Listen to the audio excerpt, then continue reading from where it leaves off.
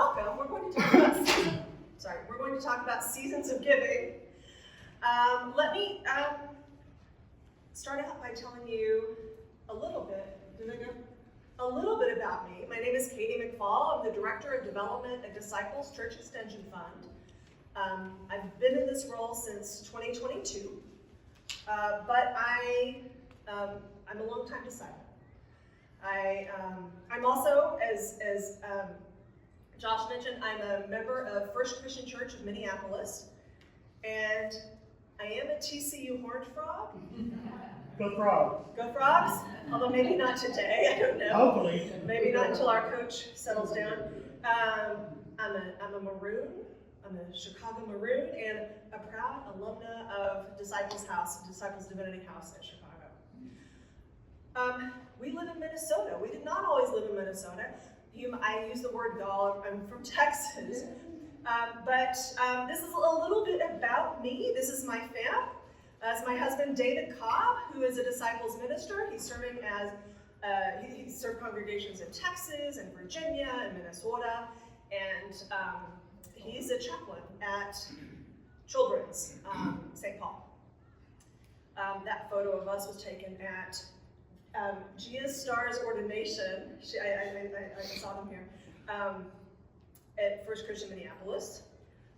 This is our son, Jackson Cobb, who at that moment was speaking on behalf of the resolution to becoming a welcoming denomination in Orlando. Right behind him is Rita Nakashima Brock, who is also a member of our church.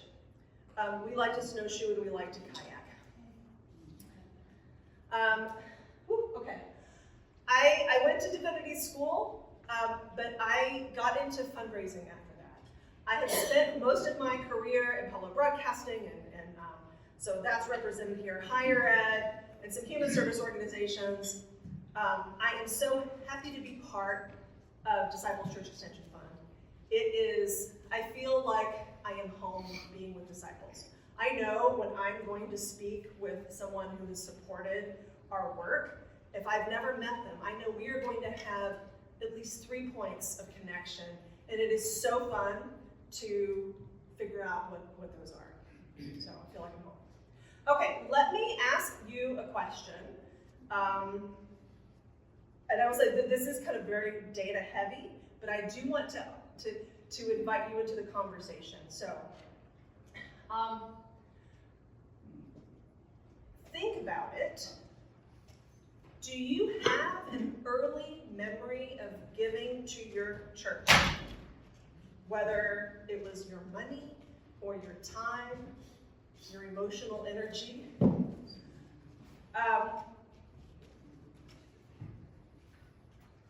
Can anyone?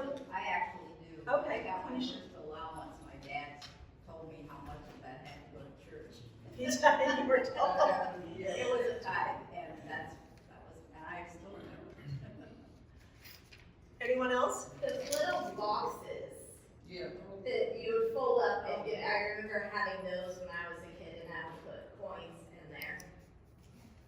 Yeah, I remember those as well.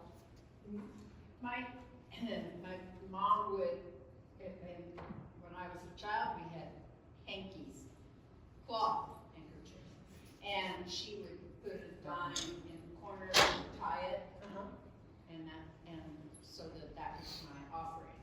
That was your offering. Yeah. So I suppose tying it in a handkerchief, the hope was I wouldn't lose it that way. But I thought there was a sermon in like tying it up. I don't know, binding it. Anyone else? Want to share? My pew at church was like the kid pew that all the kids sat in. And my godmother would make sure that every kid had something. Whether it was coins or paper or whatever, she just, pass it all down so that everybody had something to put in when the plate was passed. So everybody could feel the joy of having something to put in. Yeah, I remember my grandparents always giving me a quarter that you had to put in the offering. You couldn't get out of it. You had to. You had to do If it. you didn't have any change, they'd give it to you. Compulsory giving. I was told I was told to do 25% of my allowance. Oh, more than and then time. I finally learned about the 10%. giving. So I went back and tried to argue the point, but no. We had the little two-sided envelopes, remember, perforation? Oh, yeah. And a quarter in each one, my dad would give those to us to put in Sunday school, and, you know, which surprised me, because we didn't get an allowance, it was just, and that was just kind of going through my hands. The pass-through. My earliest memory, I grew up United Methodist. I became a disciple at TCU. You know, don't come for me. But in second grade, I knew that we were in some sort of, I didn't know what it was called then. It was a capital campaign. We were trying to build a new sanctuary. And for weeks upon weeks, I would put money in the envelope and I wrote for new church, for sanctuary. After, I don't know how long, in my second grade brain, but the pastor from the pulpit was talking about the campaign. And he said, there is a little girl in this second pew who is going to build the church. I'm sorry, I'm tearing up. What I want to talk about today is how we can engage all of the members of our congregation in building the church. Okay, so first I'm going to get unteary by just focusing on a little bit of data. There is a study that's published every year, every June, called Giving USA. That's put out by Giving USA. It's a separate 501c3. And also the Lilly School of Philanthropy in Ivy, which is a great resource, I will say. It's not an inexpensive resource, but it is a great resource if you need it. So I want to give you a little bit of information about who gives in the USA, and then I want to dive into generational information, kind of who is in each generation. What does philanthropy look like? And then give some ideas for engagement with each generation. And then I would like to share a few, at least one I think is probably pretty out of the box, and some that are more inside the box ideas. Okay, did that change? I don't have a lot of confidence yet. If you let me know if something doesn't advance, if I'm going like this and nothing happens. Okay, according to Giving USA 2024, in 2023, over $557 billion were given to charity. And this is an increase of almost 2% from the previous year, but because of inflation, it's actually a little bit of a decline. But what we are seeing is year after year, an increasing amount of gifts are given to charitable causes. Okay, so let me ask you a question. Where do you think most gifts come from? Do they come from foundations? Do they come from individuals? Bequests? What is your gut thinking? Individuals? So this is a good question. By of the giving, of the total amount, what percentage is given Of the dollars. Of the dollars, yeah. Okay. And I would actually, yeah, of the dollars. Not that helps me any. Well, I heard individuals. I will tell you, some organizations that I've worked for, they've said foundations. Foundations is where it's at. That is where we can get revenue. Nope. See, y'all are right. It's individuals. Okay. And then sometimes those are paired with requests when we talk about this group, because those are coming from individuals. When you think about then the where philanthropic gifts go, where do you think they go? No, not on the next slide. So of all this money, who gets the most? Is it higher ed? We know universities are really good at raising revenue, and they have large budgets. Is it arts and cultural organizations? Is it health? Is it religion, human services? It is religion. It is religion. Because it's not just the year-end gifts, it is the weekly gifts that we put in the plate that also count for that. Okay.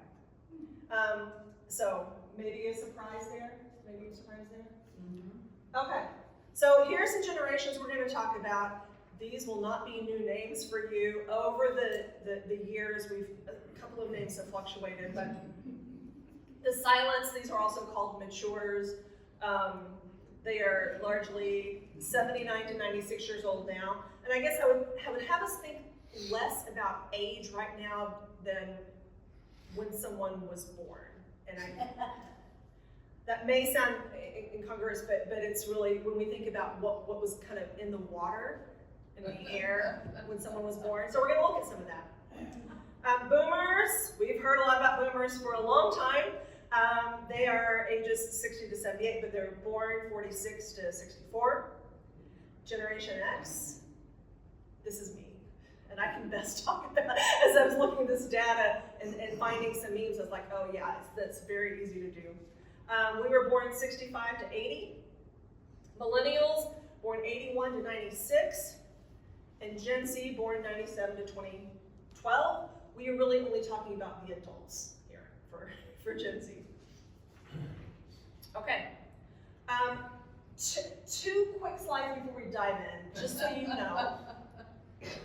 Check writing is going to be passé.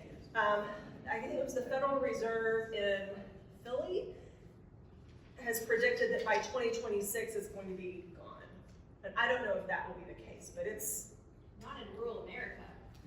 Not as long as. so that may be the difference. Like in Philly they can say that, but maybe not. Yeah. You can't pay them on. Also, just some information. We're not going to dig in here, but I just want you to see this. The priorities, when a sample group of folks in each generation, when they were asked what their philanthropic priorities were, look at where church giving came in. So that is really interesting. Okay, silence. Who are they? Did it change? Back. Think. Oop. Nope. Okay. Okay, thank you. Do you need to capture that? I got it. Okay. And that was from Blackbot.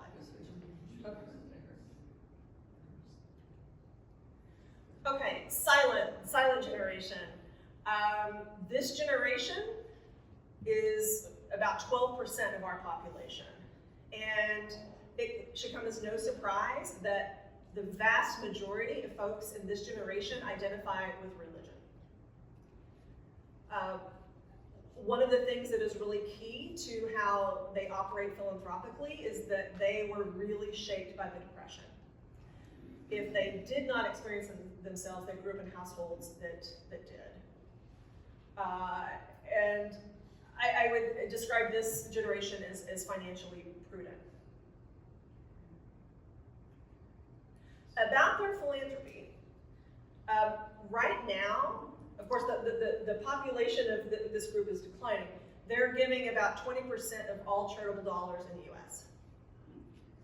And very traditional, they like to write checks, of course. With this group, faith-based giving is their primary giving, as we saw. And they are very loyal to the organizations they support. They support well-respected organizations that have a strong standing in the community, and their churches, of course. In terms of engaging them, and I will say, I'm going to spend more time, a little bit less time talking about silents and boomers, because as a society, we have talked about these groups quite a bit. But also, these are the folks who are really significant members in the church. So I want to make sure we do talk about how to engage them. They have been leaders in your church for years and years and years, and are probably really tired. But don't forget about them. They enjoy personal visits. I would say a lot of the people I meet with day in and day out are boomers and silent generation. And I may not, they enjoy personal visits, I will say. So I can call someone and say, my name is Katy, and I work with Church Extension, and I want to thank you for your support. Can I come visit with you? And I talk a little bit about myself so they know I'm not some like slick salesperson, but it's like, yes, come see me. So I would say, like, do visit. Show gratitude for all they have given our church. And I would also just say so I say this as more for like a development perspective. Make sure they're getting information in ways that are meaningful to them. I do know, there is a portion of this generation that is connected electronically, but I will tell you, many are not. There is one person, and I'll give a little anecdote. There is one person who's been generous to Disciples Church Extension Fund, who lives in Kentucky, not far from Louisville, and I really wanted her at our dinner at General Assembly in Louisville last GA. We kicked off an endowment campaign. I wanted her there, and she's been amazing, but she does not have email, she does not go online, ever. There was no, all registration was electronic. The very first time I visited her, she said, I know my region is having the regional assembly, I really want to go. I don't know how to get that information. So I looked it up, and we wrote down the number for the regional office. I believe I followed up with a phone call to the office to say, hey, can you send information to this person? For General Assembly, she had no way to register. We printed off every page of the website, mailed it to her. I called her, and I said, I'm happy to register you. I went through of course, our dinner, she got a free ticket for our dinner, but she wanted to go to Week of Compassion's reception. I registered her for everything, all the sessions. She was there. She had an amazing time, and she was so grateful. And so the plan is now, we're identifying, we're tagging folks who do not have electronic access, so that next GA we can do the same thing. And we send out an e-newsletter, but we don't have much in the way of physical newsletters, but we need to. So I guess in terms of keeping this group engaged, make sure you identify their preferences, content preferences. Okay, any surprises here? Anything that I've said and you say, like, no, Katy, okay. Okay, boomers. For the longest time as a country, we only talked about boomers, I'll tell you. And I'm Gen X. We'll talk about them in a second. We talked about boomers a lot for a long time. So again, in terms of, and I have tried to identify a few memes. And I will say, it was kind of tough with boomers because I was looking for memes that kind of describe who this group is. All the memes about boomers are like mean, and they are from other generations. So I really couldn't include them. But one of my favorite boomers is Pat Donahue, who is a Disciples Women. And I don't know if you're friends with her on Facebook, but she posts these memes. She always does a hashtag #MySyncopation. And there is this little like twisty jokes. I think she writes, so I wanted to include one of those. 80% of boomers identify with religion. So good news for us, right? They are tech savvy, and they, I will say, I've seen in several places that their social media footprint is increasing. I'm on TikTok. I review books on TikTok. It's part of TikTok called Book Talk. But I am seeing more and more boomers on this part of TikTok and elsewhere. There is still a considerable number of them in the workforce. And I will say there is, and I didn't bring separate data, the kind of the later boomers, they're Generation Jones. They have some characteristics of Gen X and boomers. I'm going to share those. What's the Jones thing? Or do we know? What, I'm sorry? What does Jones mean? It, Keeping up with the Jones?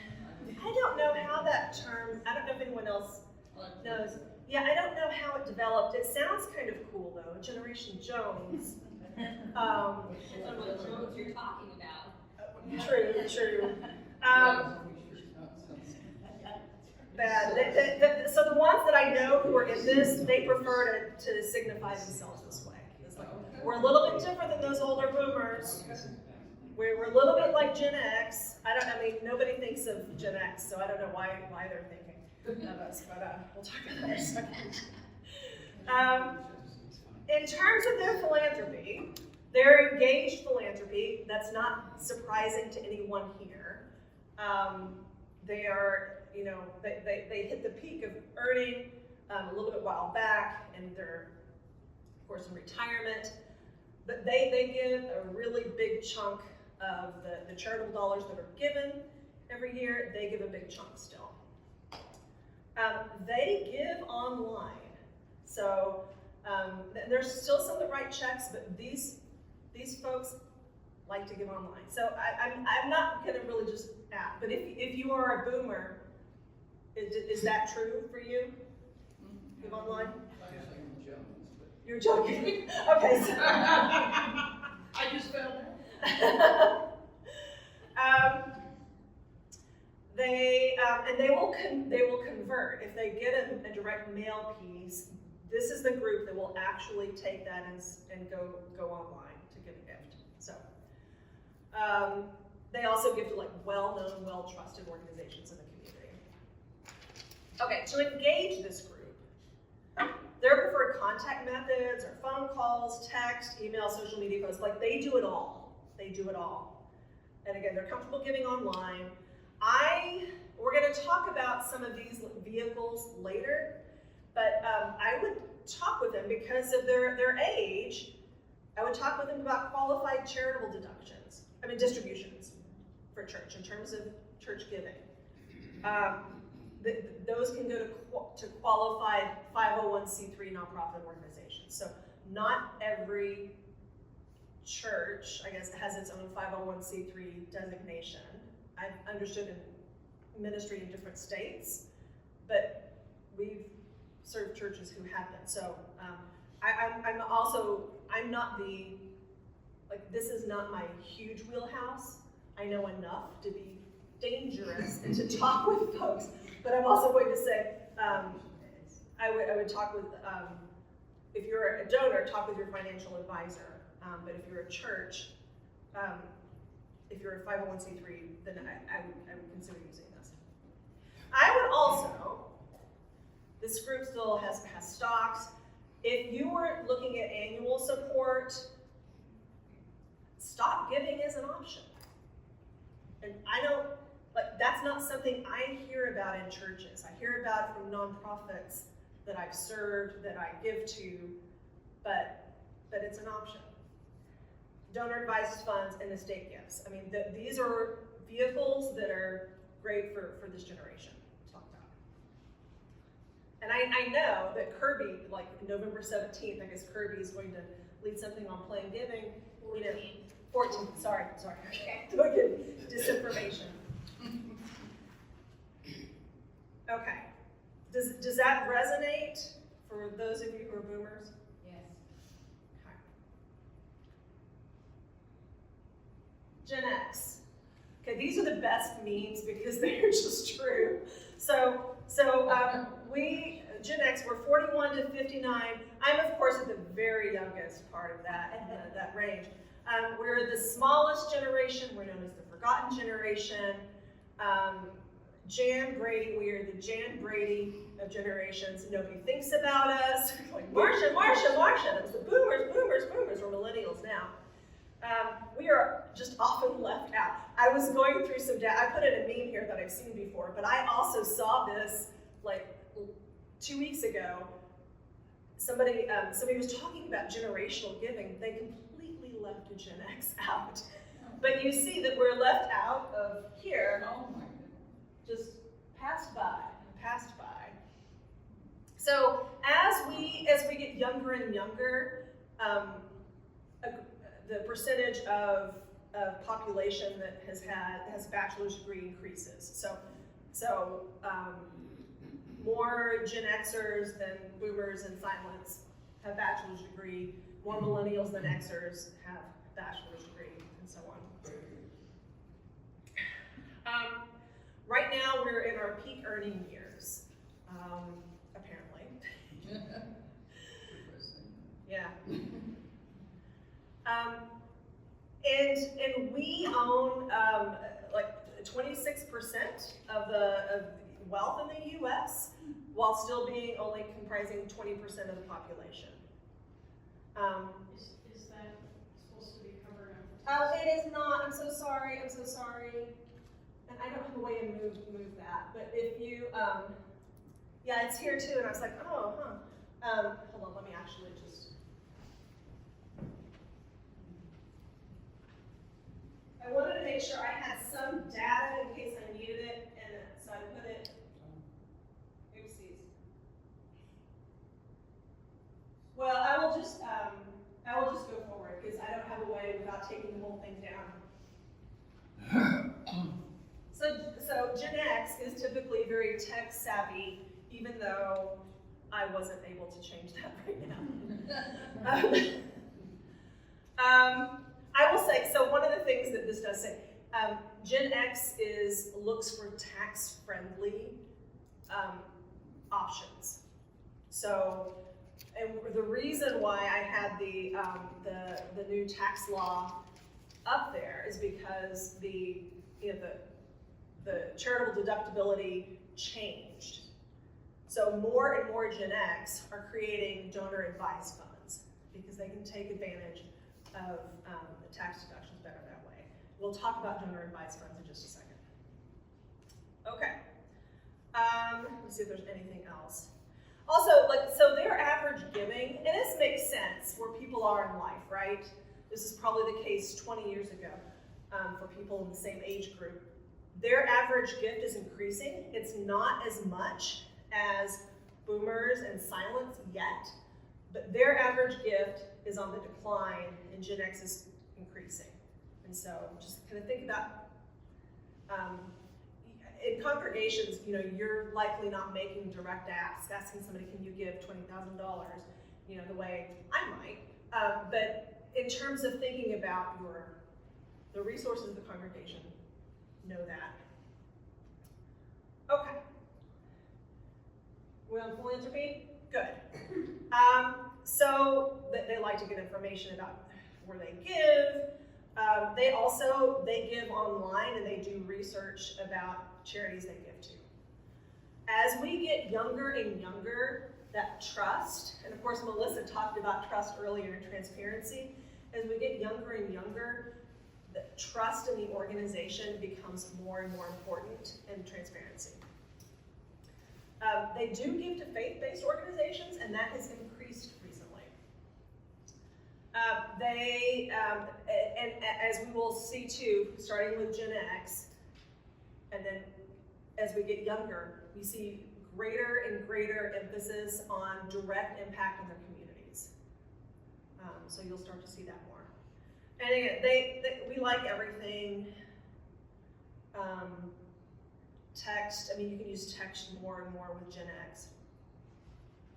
In terms of engaging them, I would highlight opportunities that are tax friendly. DAFs are tax friendly, donor advised funds are tax friendly to Gen X, and donating stock. They hold the highest, no, it's not Gen X, it's millennials that hold the most stock right now. But stock is a good option. And so I don't know, this is a little bit out of the box. I haven't seen it in my church, but if there are opportunities for indicating, so that a member of the congregation can indicate if they're giving a gift of stock, if you have information on your website about the broker that they need to contact, consider that. This may be a little bit more out of the box. It's very kind of in my lane for for nonprofit work, but for, church is a little bit different. I will also just note that donor advised funds cannot be used for a legally binding pledge, but a donor can give a letter of intent saying, I intend to give you, $5,000 over the next year. It's not legal binding. I'll say, so online giving is getting like more, as the younger we go, online giving is even more and more important. So, Melissa mentioned, is it Banco? My congregation uses Givelify. I can easily, I know when I've been traveling, my husband's texted me, and he's like on a Sunday morning, he's like, can you make sure you give, because I don't know why he couldn't that Sunday, but it's like, okay. And I was, about to get into a plane, and I was able to, make sure I could select Week of Compassion, I could select Reconciliation, and I could select pay off for my pledge. Boom, boom, boom. Gen X is,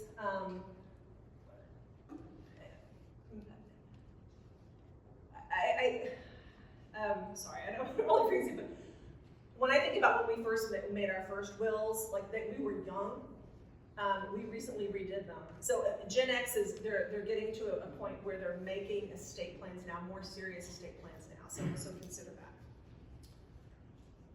that. Okay, millennials. Who are they? They are 28 to 43 right now. I don't know if there's a separate kind of younger cohort like Jen Jones, but I think that there's probably, the younger ones are, I have a son who's 26, and he thinks sometimes I'm a millennial, but he's really Gen Z. But I bet we're starting to cross over a little bit. So this group makes up the majority of the adult population in the US and the workforce. They also hold the most stock. 35% identify with a religion. They are the most, Gen Z is the most diverse generation, but we're getting more and more diverse as we young up.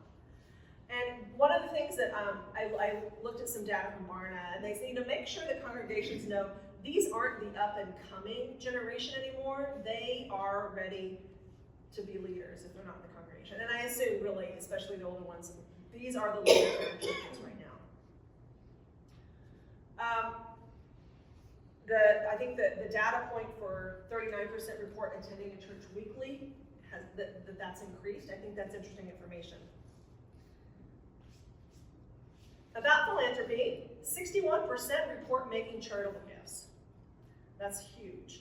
And they, while they're not giving the largest chunk of philanthropic dollars per year, they're doing a pretty nice job.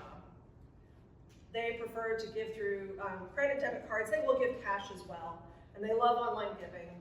They, I would not expect to get a direct mail piece back from a millennial. They like spontaneous giving, like they're very spontaneous in their giving, but it's not random. And I have a second sheet. So their giving is how they help change the world and affect change in the community. And we'll also see that with Gen Z. And you may say, well, we all think that, but it is a real strong core value. As I mentioned, that trust in the organization is important. It is growing and more important as we young up. So transparency in leadership is important. Okay. Again, they're already church leaders. If you have members who are not that involved, try to engage them in community ministry. That may be a good method of engagement. Again, make sure you have a really robust online giving platform. With this group, and especially with Gen Z, communicate how their giving matters, why it matters to the church, and be specific if you can. On the nonprofit side, I would tell a story about what a gift is specifically doing. On the church side, I'm not sure how to translate that except to you can talk about the community ministry that the church is doing. How many people are we feeding per month? Are we offering showers for unhoused people? How many? So be specific if you can.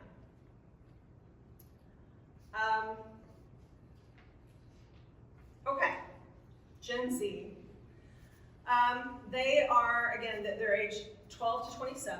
My son is Gen Z.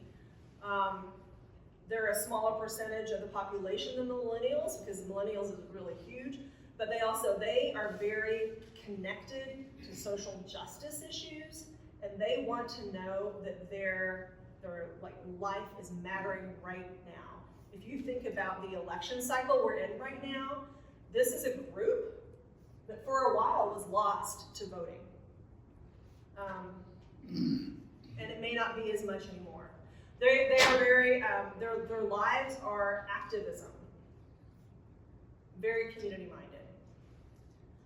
Again, and of course, these folks are very highly technologically involved. They have not known a world that did not have the internet, that did not have smartphones, except the oldest group will remember sometimes about smartphones.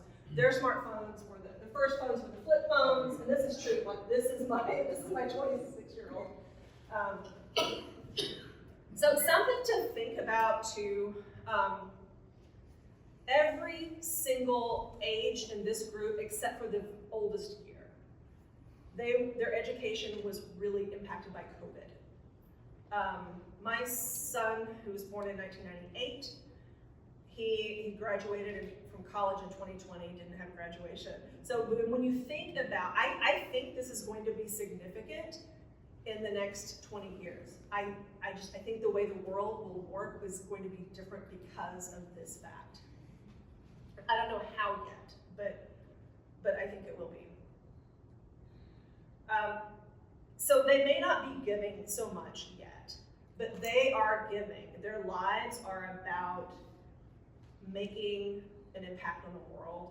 So I would key into that and find ways that they can be a part of your ministry that is especially involved in social justice issues, but your ministry that is making a very concrete impact on the community. One of two. So they report that they support organizations. They are philanthropically engaged. But they need to know that they can trust the organization. So transparency, find ways to be transparent about leadership, about the budget to this group.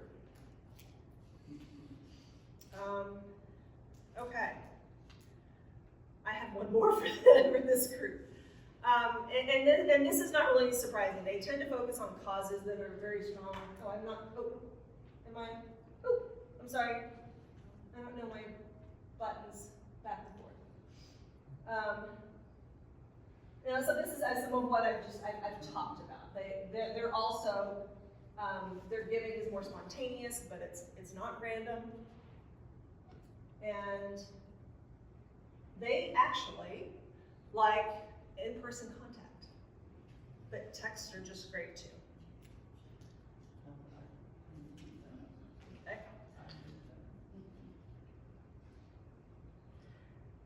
Okay, so in terms of engaging this group too,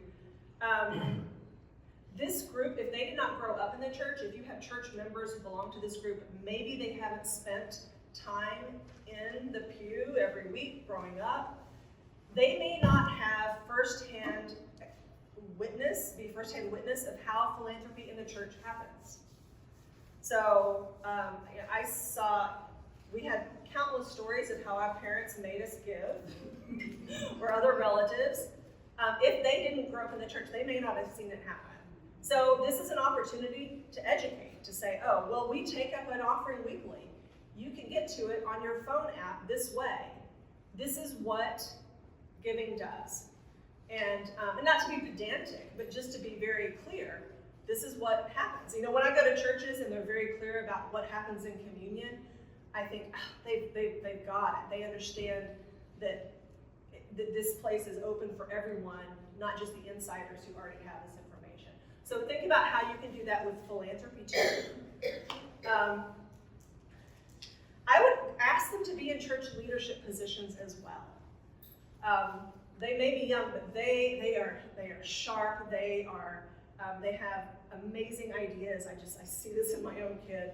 And I will say, so in our 20s, my husband and I, he was doing a doctoral program at Perkins at SMU. We were members of East Dallas Christian Church. And in our 20s, we didn't have a kid yet, but we were teaching 2nd and 3rd grade Sunday school, and we were chairing the worship department. And it was this was really the structure department, but we led the church through a ministerial, the worship part of the church, through ministerial transition, and kind of a really significant one, through an organ rebuild, and through the implementation of the chalice hymnal. So like 20-somethings, they can do it, and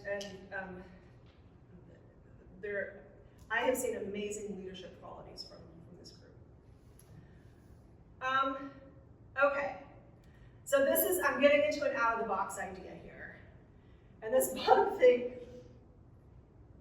because this group wants to see specifically how their gifts are used, I am wondering what it would look like to carve up part of the operating budget in ways that are very meaningful for this group. So let's say, I'm just thinking, I put here the pastor's discretionary fund, because oftentimes somebody will come in off of the street, need help, need car repair, need hotel.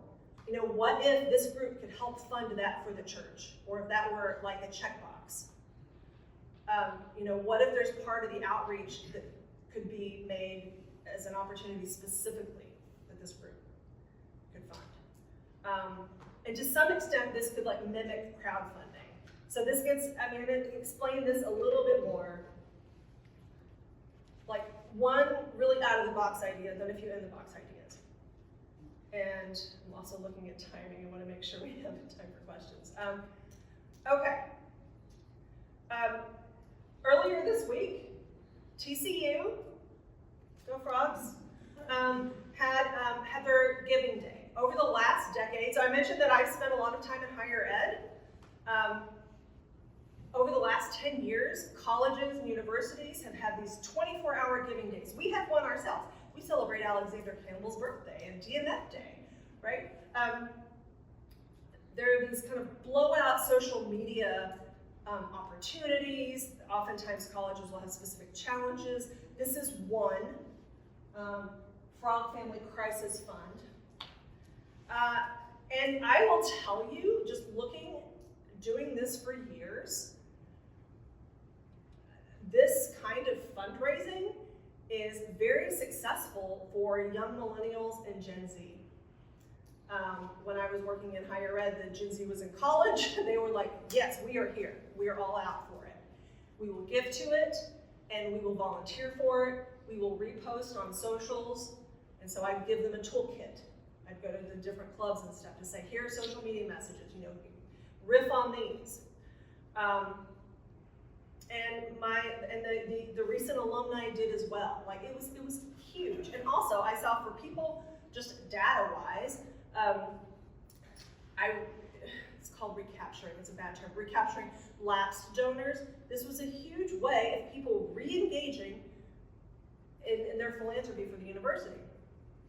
So my out-of-the-box idea is, like, can the church, and think about it, it may not work for your church, but is there an opportunity, not a whole giving day, but is there an opportunity for folks in this generation to give specifically? One of the reasons why this works so well for younger donors is because they see very specifically where their money is going. And it's not just like designating, you know, it's not a designated gift, but it's showing impact in what their support makes possible. Okay, so that's my out-of-the-box idea. Does anybody have any question about this before I move on? Because it's a little out there. Well, Not Your Parents' Offering Plate, the book that came out years ago, kind of talked about this. Okay. With like, and it talked about sending different donor letters based on generations, which is a lot of work. Yeah, But it it is. said, for those younger generations, say it's $5 a week to put one kid through Sunday school. Can you put a kid through Sunday school for a year? Yeah. That's basically. That's a great example. So this, and what is it called? Not your Parents' Offering. Not Your Parents' Offering Plate, Not Your Father's Oldsmobile. Can you, sending different communication to different generations, and this was can you put a kid through Sunday school for $5 a week, your gift for $5 a week. So yeah, that's exactly it. I wish I would have read that book in advance of this. So in 2014, I think that you might know, the Pew Research Center did this big study of millennials, 18 to 35-year-old, a decade ago. And one of the primary outcomes of the study was when 18 to 35-year-olds were asked, when you hear the words religion and when you hear the word church, what do you think of? And the responses were hypocrisy and judgmental. Yeah. And so, what would you suggest if we're going to get to the point where we want to turn these folks into givers? What kind of deeper conversations do we have to have about their perceptions about how judgmental we are and how hypocritical we are, in large part because we don't spend enough time in the neighborhood, in the community, in the world. Well, part of that is how we live on our life, isn't it? I mean, it is walking the walk. People coming to church, seeing what the church is, that we're actually being church. Yeah, I spent some time with that Pew study over the last few weeks. And I would ask others here, what do you recommend? I mean, part of it is really seeing an authentic congregation. So I'm a leader for Downtown Disciples, and that's a big thing. Congregation. Yeah, that's a big thing that we tackle. A lot of our budget is outreach. A lot of our budget is outreach. One of the things I really love is going places. The San Francisco Gay Men's Course was here in town over the summer, and Downtown Disciples sponsored a big part of that. But when we were kind of pulled aside, me and some of the other people that were there representing, one person pulled me aside specifically and said, I just want to tell you how much Downtown Disciples has meant to me, because we're seeing you out there in the community. We're there for Pride festivals, we're there at protests, we're there at, we go out and we do our weekly gatherings outside of our church where we're meeting. So we make ourselves really visible, and it's just that, it's more about the action. They don't necessarily maybe hear us yelling at people or sending out materials to people all the time, but they see us out there and involved, walking with them hand in hand, and that does more than just speaking. Absolutely. Yeah. I think for context, I'm of Gen Z and 19. And in my friend group, I will tell you, I'm one of very few people that considers myself a Christian, and I am the only person in my age range in my friend group that attends church. Pretty much weekly. And I think the other really big piece is, I know you had mentioned earlier, there's a very high rate of diversity with Gen Z and millennials. And historically, the church has not always been as accepting or affirming to some groups as maybe we now are. Mm-hmm. And I think that sometimes part of it is also trying to undo some of that hurt. In a lot of ways, that is meeting people where they're at and being there. Yeah, and that's, undoing harm is a whole Yeah, I think doing harm was maybe the wrong, maybe the wrong I'll phrase, say but it. an I'll say it as one acknowledgement. who's perpetrated that harm. No, but you're right. Yeah, I mean, how can a church live into its authentic self? And so, I think that's important for clearly, and thank y'all both for speaking to that. Okay, in the few minutes we have left, I'm just gonna, and I'm happy to send the slides. I'm gonna quickly go through some in-the-box ideas, but that are very in-the-box for nonprofits, and it may not be something that you talk about as much in church. I've mentioned a few of them. Qualified charitable distributions, and I have like, if you're 70 and a half, for members who are 70 and a half, they need to be 73, so sorry, wait. I have some wrong information here. You need to be 73, but it can count toward your required minimum distribution if you're 70 and a half. You're 73 and a half. I am so sorry, that's a little confusing. I've flipped some ages here. But for certain people, they can give from their IRA, the required distribution. It can count as it can be a gift.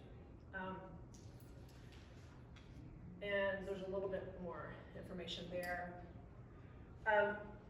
If you were in this age range, just talk with your financial advisor. But I'm sure if you're in this age range, you're probably already doing this, and you can say, Katie, no, it was this. Donor advised funds. Are we there? This is great for silents, boomers, and Gen X. There are some rules around this, like they can't fulfill a pledge. They also can't be used to purchase tickets for galas and such. But there are ways to use this giving. So I saw in 2017, after the introduction of the new tax law, a huge increase in donor advised funds, also called DAFs. So did you have a question? No, okay. And some people, what I've noticed, donors either moving to an every other year giving or creating a DAF and giving from that. If you have members who give to you out of their donor advised fund, there are certain ways to acknowledge that gift that is very different, because the tax deduction comes from their gift to the DAF. You just send them a thank you letter, but you don't mention the amount. Okay.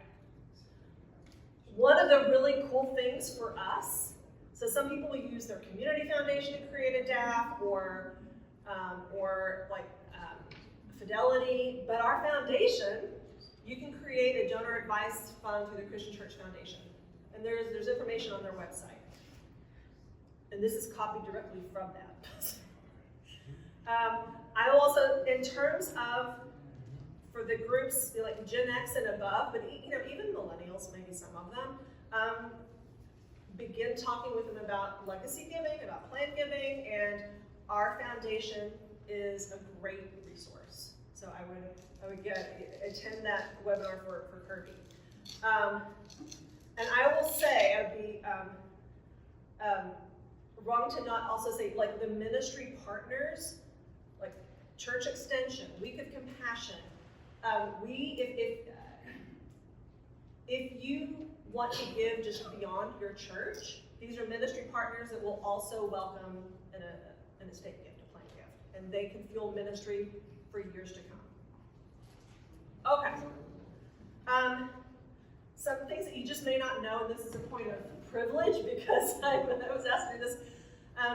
The foundation has opportunities for investment, so does Disciples Church Extension Fund, and we have opportunities for individuals and for churches.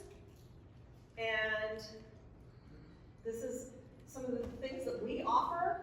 I'll give you the URL at the next slide. So we have investors. They donate all or part of their interest to our ministry as a charitable gift. They're great commission partners.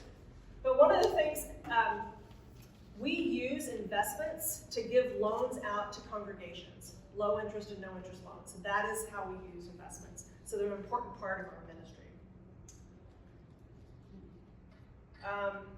this is some more detailed information just about rates. But this postcard that the Invest to Bless that came out yesterday, so that's the very newest information. But go to our website for more information. Okay, and then I have one more slide. Okay, I will also say that if you are interested in fueling ministry in perpetuity for the disciples, we are also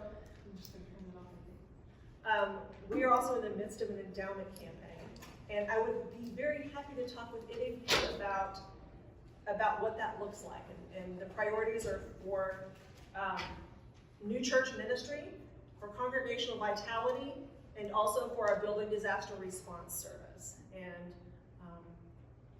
right now that is getting a lot more, more and more use. So that's what I have for you. The very last slide said thank you, because everything operates out of a sense of gratitude, right? Do you have, I think it's really probably time to go to our next thing, but are there any quick questions that I can take? Keith, I would just, when you're talking about talking to people in your congregation about an estate gift, make sure your congregation has a policy for receiving those. As a pastor Yes. who one day got a call from a lawyer saying your church has just received $1.8 million and with no policy in place, don't let your church go through that. Yeah. You It's need to not give fun. a gift acceptance policy, and it also explains like how you will use that money. Yes. And it's the same thing with stock gifts. You need to have a policy for, are we going to sell it the second we get it? Yes. I think most people too are realizing that, when they have their policies now, are past the stage of somebody saying, well, we're gonna give $100,000, but it can only be used for a new organ or for a new steeple. Yeah. I had a friend that went into a congregation and she was looking at finances and she found this fund that was designated for a new steeple. Well, they didn't need a new steeple. Yeah. And none of that family was even in the church anymore. So they finally tracked down a family member and talked to him and he said, I'll use it for whatever you need to use it for, Yeah. So donor intent, it's important to keep donor intent, but that's part of that gifts acceptance policy, to say we will only accept gifts that, like, you can outline that. And if it's for a specific thing, this is the group that we go to determine if we accept it. But smart in reaching out to the family. But you're right. You need to get that stuff nailed down. Anything else? Well, thank y'all. I know this is a bit data heavy, but thank you for coming and for your questions. I appreciate it. Thank you.